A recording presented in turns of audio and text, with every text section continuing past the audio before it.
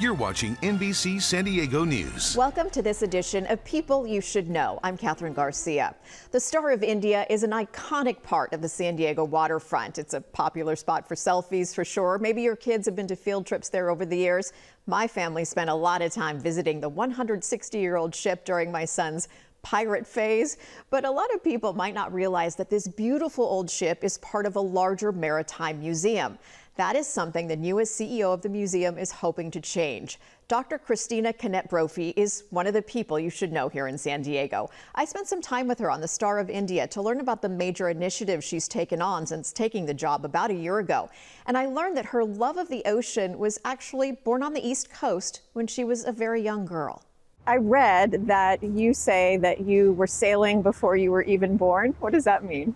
Well, my father has been a long-term professional mariner with the Navy as a navigation officer, and then a professional mariner around the East Coast. But in the 70s, he was a teacher at a boarding school in Newport, Rhode Island, and he convinced the school to start a semester at sea program on a 54-foot sailboat that had been donated to the school. So he and my mother started this amazing program. So my brother and I started living on this boat when I was 4. But back in the 70s, 80s, 90s, we were working with the National Marine Fisheries Service to tag sharks and with the University of Florida to tag turtles, mostly all over the Caribbean, but really throughout the Atlantic, like up to Canada and over to Europe and down to Trinidad. I don't even know how many turtles. So it was a really unusual way to grow up, and it was fantastic because it was a floating school. So even though we were largely homeschooled, the whole program was set up that way. So it was not unusual for us, and it wasn't challenging that way. But it is a strange way to grow up. But it certainly gave both my brother and I a very deep appreciation for the ocean and all the things connected to it. So when did you realize that your childhood was actually going to parlay into a career for you? Kind of always. I remember thinking as a kid that why would anyone ever buy a house, and why would everyone want to live in a house? What do you think people most misunderstand about maritime museums? I think the fact that maritime museums are incredibly relevant to your daily life, and the stories we tell touch everyone as long as we do a good job of making that connection for our visitors, our students. But if you think about everything you eat, the things you wear, the cars you drive, the products you use, your national security, arts and culture involved on coastal communities, coastal resilience, all the different communities that have been built up around the world and on the coast. Many port cities, obviously many coastlines, all coastlines are being affected by sea level rise and by more dramatic events. So it impacts everyone. I know you've also talked about how you want to be able to reflect people here that have not in the past been reflected. Can you tell me about that? Yeah, so we just opened an exhibition that's curated by Dr. Caroline Collins of UCSD, who's an amazing person. And it's called Take Me to the Water, and it's a history, a Black history of the Pacific. So as she calls it, a love letter to the Pacific from the Black community.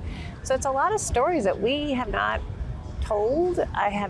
Didn't even know most of them. I mean, a lot of stories that have been kind of, have not gotten the light of day. So Dr. Collins and her advisory team, a lot of partners have put together kind of the Black experience, and she talks about how when you usually think of Black and ocean, you think Atlantic slave trade. And this show is saying, yes, and there's this other story, all these other stories of military, fishers, surfers, divers, women, shipbuilding that's happened on the Pacific coast that's largely untold. What was it about coming to San Diego and basically inheriting one of our biggest icons here along our coast? What was it that excited you, that challenged you, that made you want to take this position? One of the things that drew me specifically to San Diego, one of our board of directors I had met through Blue Economy on the East Coast, totally knew all the exciting things that were happening out here. For people who aren't familiar with the term Blue Economy, can you break that down for me and then just talk about why it is so relevant for San Diego? Maritime economy is ageless. I mean, it's been around since people were around. So that's really fishing, shipping, recreation, all the things, everything to do with the ocean that's economic, really. But So when you think of blue economy, just think of sort of green tech. So it's basically blue implies green. So something that's more sustainable. So things like sustainable fishing, coastal resilience, renewable energies, decarbonization, all those things. There's a lot of opportunity economically in those markets. When you see all the kids that come visit the museum, what do you want them to know about those opportunities? Well, some ways, even on the Star, we have a lot of sleepovers. We do a lot of living history programs. So even just understanding the roots of the history of the port, of ocean industries, of ocean experience, and immigration and shipping and fishing and all the things, but also want them to expand that forward and think about all those opportunities. So one example I love is we are working a lot with the Salvation Army in San Diego. We invited their youth corps to come here for a Blue Tech demo day last November. A lot of the kids had either never been on the bay, some of them hadn't really seen much of the waterfront, came on the ships, saw these young entrepreneurs testing their kit off of our docks. And this adorable little girl was like this big. She was all excited. And I said, "Are you interested in robotics?" And she's like, "Well, I am now." And I was like, that's exactly the thing I want. Like, see our old boats, get excited about the past, but also get really excited about future opportunities for our kids. The Gateway Project. Tell me about what is happening there, because this could be a major change to the waterfront here in San Diego if and when this happens. We have a few challenges here at the Maritime Museum. One is we have never met visitor expectations of where's the museum. So there's no building. We have a little ticket booth and everything else floats. So we don't have appropriate meeting points for education groups necessarily. So at the moment, kids kind of meet on the sidewalk and they process to come on board. We have a whole group of kids here today, which is super fun. But this will give them a place that's covered from the sun, has appropriate lockers and a classroom and water station.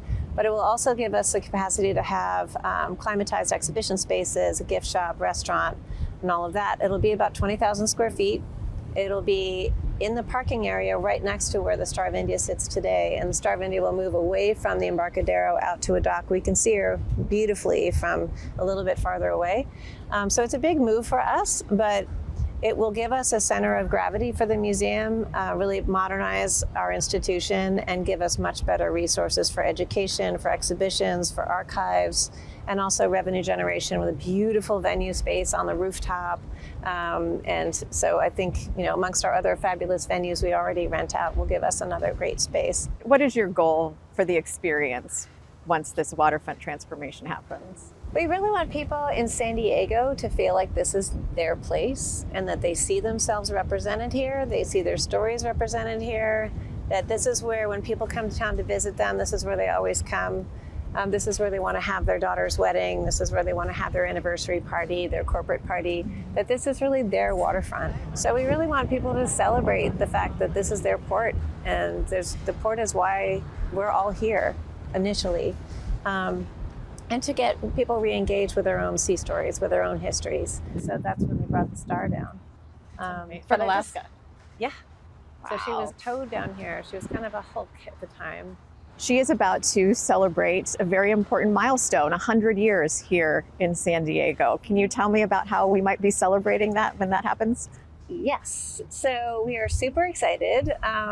So Star of India, I'm sort of jokingly calling it her birthday, BERTH, like she's been in San Diego for 100 years in 2027.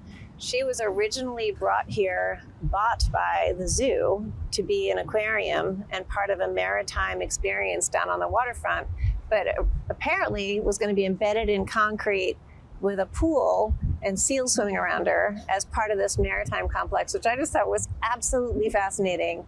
This is again, the sort of thinking outside the box San Diego entrepreneurial, like, sure, let's buy this giant iron boat, ship it down to Southern California to an aquarium. What could go wrong? But then the Depression happened and all the things didn't happen as they planned. And eventually she became the foundation of the Maritime Museum. So her history is she's had so many different lives, and I'm really fascinated with the life of the object. So what we are going to do is next year in October, mid-October, we're planning on sailing her. And we haven't sailed her since 2023. So we'll start training up our new crew. So if anyone's interested in joining our crew, we're starting to train in January to be sailing her in October. Can you talk about the importance of preserving history while at the same time looking to the future? Yes. One of our main mission is to steward Pacific history, and we do that by preserving our ships. We have 2 tall ships that go out on the weekends that people can actually go sailing on a Baltimore Clipper or on a Spanish galleon. We have the only swift operational Vietnam era boat in the world. And our docents are swift veterans from Vietnam, and they're amazing guys. We have the pilot boat. That's the oldest historic pilot boat in the country that takes people out daily for tours. So these experiences are incredibly important because you can't really understand the future unless you understand the past. You can't understand why things are the way they are now without understanding why people thought that way then. So everything we do, culture is built on culture, it's built on culture, it's built on communication, it's built on engagement. And if we don't preserve these vessels, they're lost forever. We honestly can never give context to better decision-making about ocean sustainability without understanding the past heritage of maritime industry and naval architecture. There are a million ways to move an object through water, and these boats represent specific reasons, purposes to design a boat specifically for a use, an intended use for that vessel. So there's so much to tell here, and so much that's important to preserve. Many, many years from now, when people look back on your time leading the Maritime Museum in San Diego, what do you hope they say? I hope they say that we've activated the Maritime Museum to really meet future needs for our San Diego youth and for ocean sustainability. And then we've done a really good job of activating the past, activating our past heritage to have meaning for the future. If we can inspire another generation of kids to get excited about the ocean and its preservation, then that's a win. And speaking of that, what do you think that girl on the Geronimo would think if she could see where you are right now standing here on the Star of India? I think she'd say, I think you need to,